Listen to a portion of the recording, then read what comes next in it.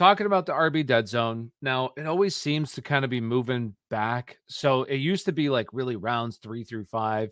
And now it's kind of like rounds 3 through 6, maybe in rounds 3 through 7. So let's just look at, rounds 3 through 7 right now. There might be also ADP really isn't figured out. So some guys might go in the 6th round, might go in the 7th round. So we'll just be looking at it that way. So give me a guy or two that you are currently targeting in that range, that you feel good about outperforming their current ADP.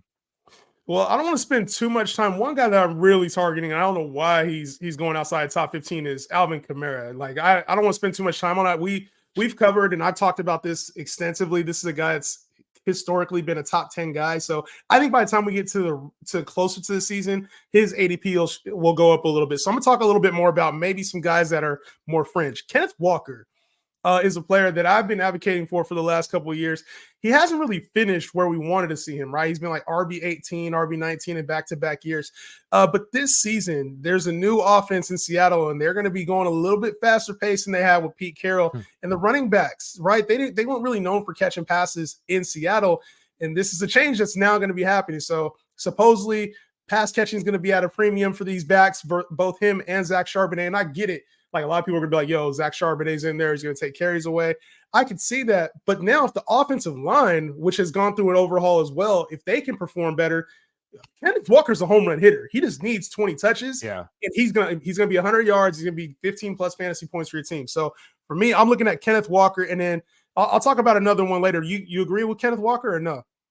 Yeah, I like, especially when Kenneth Walker, sometimes I see him go late 5th, and I'm just like, man. And I get it, because also like he hasn't quite done it yet. He's been like a mid RB2 for the first 2 seasons. But like you said, we have a new OC here. When you look at Seattle over the past couple of years, they play at the slowest pace. They run the fewest plays in the NFL. And he's also, I think over the past 2 years, he's missed 2 games per year. So he's been a little bit banged up. But yeah, like you said, you have a new OC here. It's a new head coach. It's a new regime. We'll see what happens. And for me, he's just better than Zach Charbonnet. I think Kenneth Walker is one of the better pure running backs in the NFL. So yeah, maybe the catches don't quite get there, but I do have confidence that he can do it as a runner. He can be, I don't want to say quite Nick Chubb, but get close to Nick Chubb where he can get it done on the ground. And just you have those touchdowns go up a little bit too. He can be a back in RB1, just somebody in the 5th round that I do like. Yeah, it's crazy. He has those splash games, right? Like those really big he can have games. Some weeks he wins you. Facts. Sure. And then there's some times where he kind of hurts you too because he doesn't catch passes. So if you can get like 2 to 3 catches a game, we're talking about a whole different player here with Kenneth Walker. Right. Exactly. No, I agree. I agree with that one. I'll talk about a guy that I do like Kenneth Walker a lot in that range, but I'll talk about a guy that I like right now, and that's I've been coming around to him because he got paid as Ramondre Stevenson, and I've always kind of liked Ramondre. But the thing with Ramondre last year, they added Zeke, and he was going in the 3rd round, and I didn't really like him in that range. There was other guys. I liked Jahmyr Gibbs last year, Travis Etienne in that range. So this year, I like him for where he's currently going, and he was going more towards the back end of the 6th round. Now I've seen him recently move up, and he's another guy that I could see moving up as the draft season progresses too, because people kind of are getting on this train that he got paid. And I know they brought in Antonio Gibson, but also it's kind of like the redundant player where Ramondre is a good receiving back, and so is Antonio Gibson.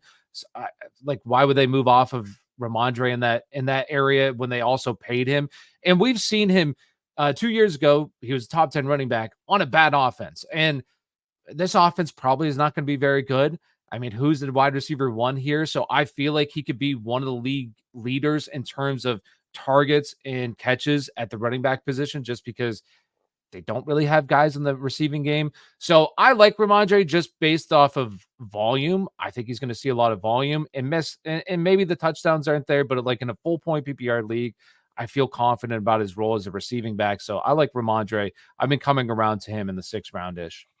Yeah, I was last year, bro. I was off Ramondre because he was going top 12 prices, and I see a lot of the same thing like this season. His ADP is fine where it's at right now, back end RB2. Like I'm cool with him there, but if that contract, which was announced over the last couple weeks, if that continues to be a factor in driving his ADP up, Now I might be back on the same train, especially because Antonio Gibson is going to take a lot of that passing game work. They didn't bring him there in order for him not to be utilized as the passing game back. So for me, I like Ramondre, but at cost right now. If it starts to get, he's a player for whatever reason the fantasy community loves to see, like they love to hype him up. He tends to go higher than he should. I don't know, man. He was a fourth or fifth round guy coming into the league. He earned the contract, but I still don't think he's like this elite fantasy player when there's guys in that same range, like the Joe Mixons, the Alvin Kamara's, even your guys like Rachaad White, kind of going in that range. If he gets there, I'm going to be out. No, that's fair. I would say if him and Kenneth Walker would be kind of like, I guess I would probably lean. It depends on what kind of league. If it was full point PPR, honestly, I would probably go with Ramondre because I'm not. I do think that Antonio Gibson. Walker? Yeah. Nah. Ain't no way. Here's the thing. If it's full point PPR, I know that you're saying you're hoping that Kenneth Walker catches the ball more. But the problem with Kenneth Walker, even coming out of college, was the concern for catching passes because he didn't do that in college. And while, yes, he could be a decent receiving back, who's to say he's going to have that role? Like they did draft Zach Charbonnet, who was used in that type of role. So in a full point PPR league, Kenneth Walker needs to run for 10 yards to get a point. Ramondre could catch a pass that goes for 0 yards, and you have a point. Ramondre is getting 5 yards because Ramondre is getting 20 carries for 80 yards. Kenneth Walker take 15 and go for 120. That's the difference. And I'll take that. That is the difference. But also, I can have 5 catches that negates a lot of that out of Ramondre because you say you like Antonio Gibson. Antonio Gibson has done really nothing. Like he got supplanted last year as a pass catcher. Okay. Sure. But also, once again, like Ramondre is a good pass catcher too. We've already seen it out of Ramondre. And what they did is they said, okay, Ramondre, we're just going to pay you. And they just paid him. So for me, I get it that Antonio Gibson there, but once again, it kind of feels like the Rachaad White, Bucky Irving, where it's like these two guys are kind of more receiving backs, but like Rachaad White is just a better receiving back. And that's how I feel about Ramondre. I just feel like he's a better receiving back, or at least kind of the same skill set but they just invested long-term into Ramondre Stevenson. So for me, I just like that more. I know Seattle's going to score like at least 2 touchdowns a game. I will say this. I prefer 15 touchdowns all season. I do prefer like thinking about it. Like I would prefer he's more explosive than Ramondre. I'd rather have Kenneth Walker over Ramondre, but I do think like in the 6th round or 5th round, it's kind of like that's the true RB dead zone. There's a lot of guys outside of Kenneth Walker who a lot of times kind of goes early 5th, late 4th. Once you get to like the late 6th, 5th round, it's like, because Kamara, it depends on what site too. Kamara sometimes even goes like early 3rd, 2nd round, depending on sites. So that's more appropriate than where he was going like the 4th, 5th round of some of these sites, man. But in on that sleeper, zone, I tend to fade a lot of the running backs right there, right? Like you're kind of like the Stevenson era. And then it's like the top 20 to 25 right there, not the top 20, but in that 20 to 25 range, there's a lot of question marks, right? So I'm starting to look like that's a lot of like the last receivers that go.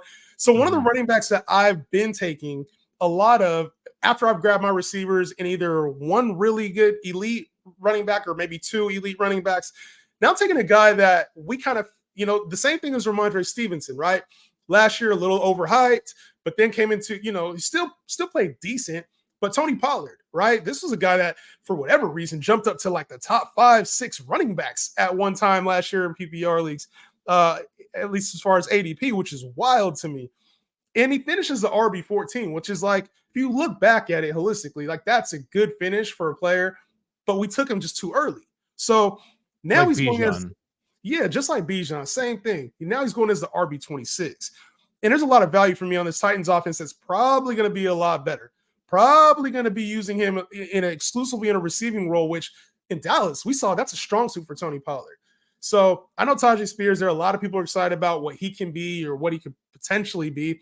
But this offense, I think it's going to move a lot better when you got, Will Levis taking another step forward. You added Calvin Ridley. You added Tony Pollard already to a good backfield with Tajay Spears. Give me Tony Pollard, who's, even over the last 2 seasons has been a top 15 back, whether it's been as a starter or in a complimentary role.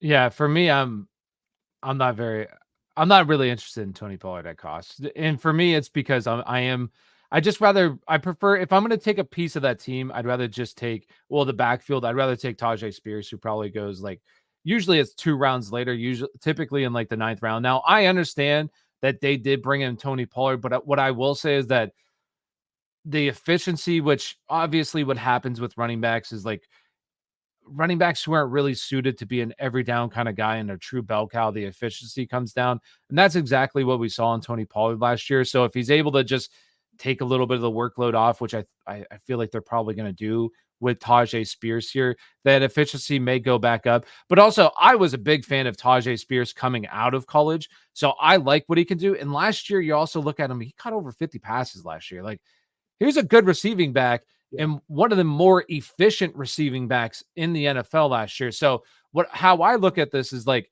once again, and this is kind of like the Antonio Gibson, Ramondre Stevenson thing. Like, I feel like these guys are similar in their archetype. They're not every down kind of guys. So it's kind of weird that they brought in Tony Pollard rather than like, I don't know, more of a bruiser between the tackle to replace Derrick Henry. So Unless they think Tony Pollard is just better. Could be, unless, Tajay Spears is better and he goes 2 rounds later. But so how I look at it is like, I wouldn't be shocked if Tajay Spears just ends up beating out Tony Pollard more in the receiving game, and maybe Tony Pollard becomes the favored guy between the tackles. And then also one thing that you have to take into consideration is Tony Pollard was dreadful in the red zone last year. He was so terrible last season at scoring touchdowns. So what if, now once again, this is all what if, kind of what fantasy football is what if, but what if what if Tajay Spears is actually more the preferred receiving back and he does a better job at just scoring touchdowns. So as the season progresses, he's more of the preferred guy in the red zone. Like, that's just the role that I would rather have, because I don't think like Tony Pollard's ever going to be a 70% snap share kind of guy. I feel like this is going to be, more of a split backfield here. So I'd rather just take my shot on a guy a couple rounds later than where Tony Pollard is, where I like, like Najee Harris, for instance. I feel better about his role in the offense than I would necessarily about Tony Pollard. So that's how I feel about it. Yeah, we done seen him in a 50% target, split carries, and he's been fine fantasy wise. So even without a whole lot of touchdowns, I still think Tony Pollard, man, he's to me, he's just a value where he's going right now. And you talk about he's much better than last year. Basically, as an RB3 for very similar upside, in my opinion. And once again, it's not that I don't like Tony Pollard. It's just why take Tony Pollard when I can take Tajay Spears? Just how I look at it. But I do think like who else you like in that range? So you talking about obviously we talked about K-Walk. I got Pollard and K-Walk, and you mentioned getting some other players. Who else you like in that range?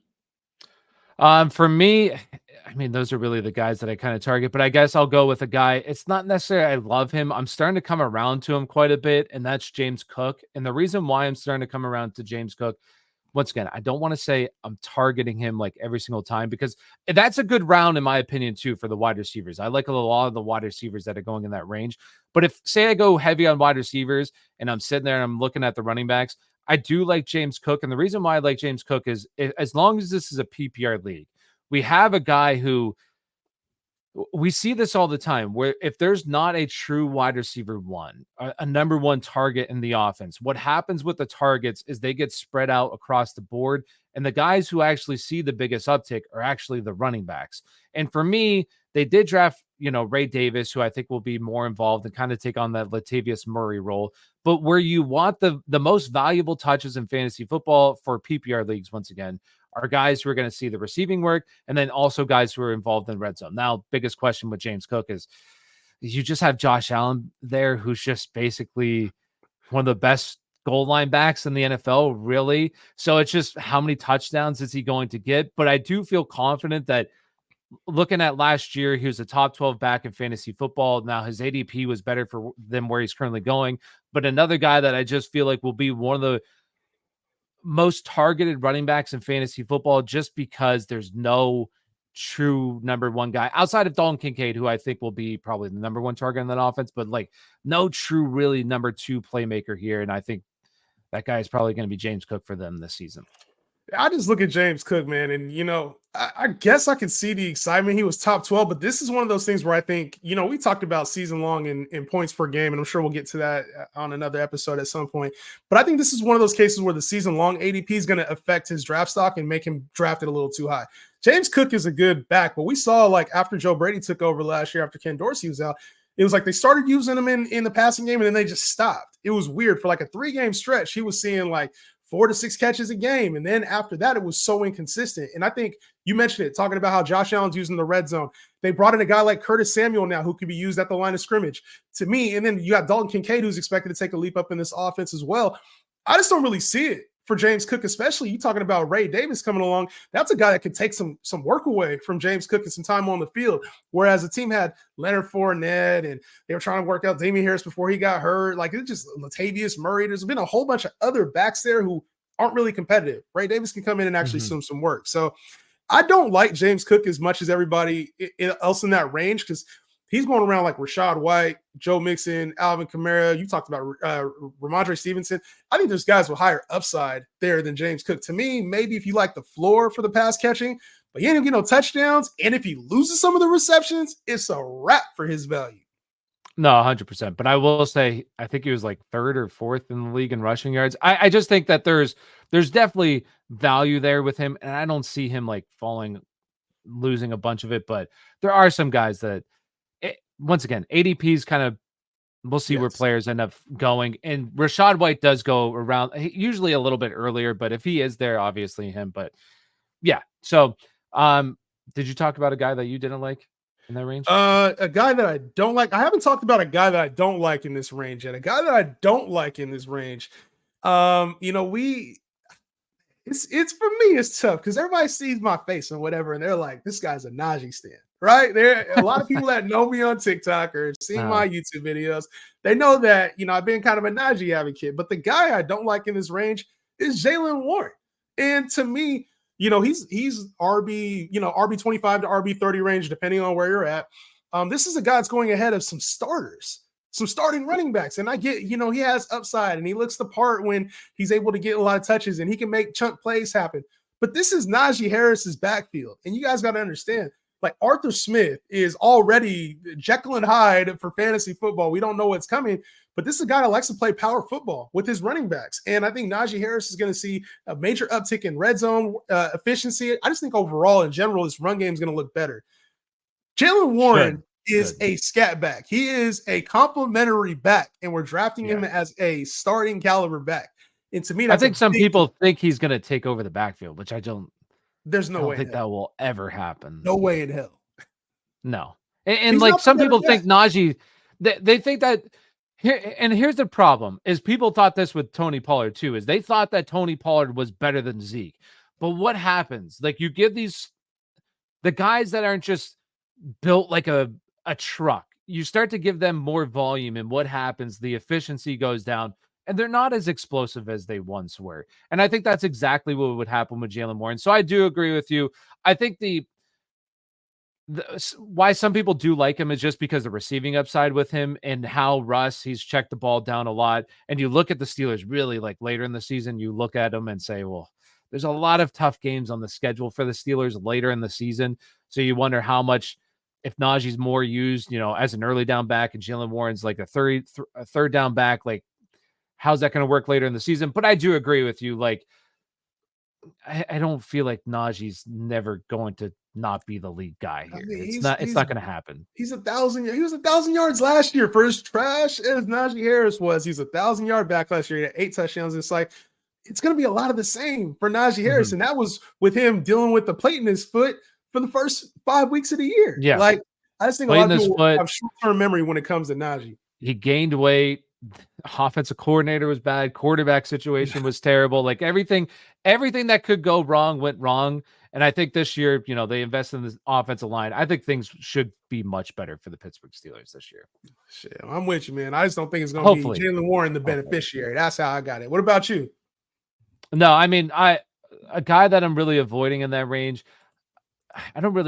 There's a couple of guys, like I don't really like Aaron Jones. Like if I can get Ramondre Stevenson, I'd rather just take Ramondre. But also, once again, I really do like some of these 6th-round wide receivers that it's not so much I I don't like Aaron Jones. There's just other players that I prefer over Aaron Jones. And none of the guys like James Conner. I love James Conner, and he's from my hometown. So I got like a special connection there with my guy, There you go. repping Erie, PA. But like Home of he's 3,000 people. hey, it is a bigger city. It's a bigger city than that. But it is, relatively smaller than big places. But it's just he's up there in age. He's going to miss games. You can guarantee that. He was very efficient last year. I will say that. But then they draft Trey Benson.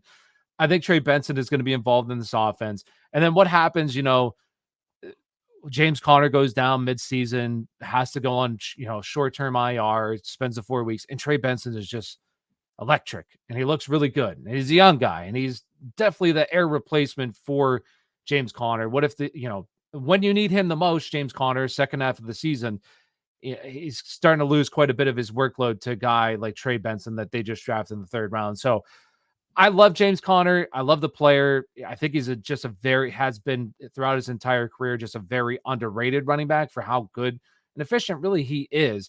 But it just, I'd rather just take Trey Benson, who goes typically like 3 rounds later, and just take that youth over a guy like him.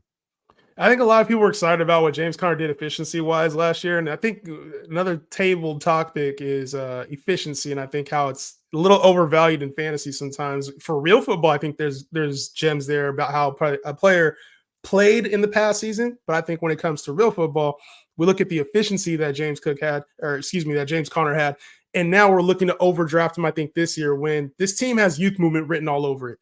It has, we're going to invest into our players. Probably not going to be a great football team this year, but we want to see what this next wave has. They started drafting their guys over the last 2 seasons with their new coach now. This feels like a transitionary phase for James Conner, who's been a good back when he's been able to stay on the field. But that's one thing about him, too. He's been a little bit injury prone as well. So you have to take all these things into factor when you're drafting James Conner. I think you're right on, man. Like, I can see the excitement for somebody who's looking at it holistically. And if maybe he didn't get hurt and we knew he wasn't going to get benched, that's the proper spot for him. But I think he's being overdrafted right now. Yeah, he goes in the 6th round. There's a lot of players that, going in that range. And like we just talked about, I mean, I'd rather take Najee Harris, who typically goes like a round later. I mean, you like Tony Pollard round later. So, Yeah. no, I agree. And once again, I love you, James Conner. Right? I love you, my guy. Yeah. He's been through a lot, man. When he was on the Steelers, been a great career. It has been. Took over for Le'Veon Bell, had a fantastic year for the Steelers, got to play for hometown, went to Pitt, great story. Love James.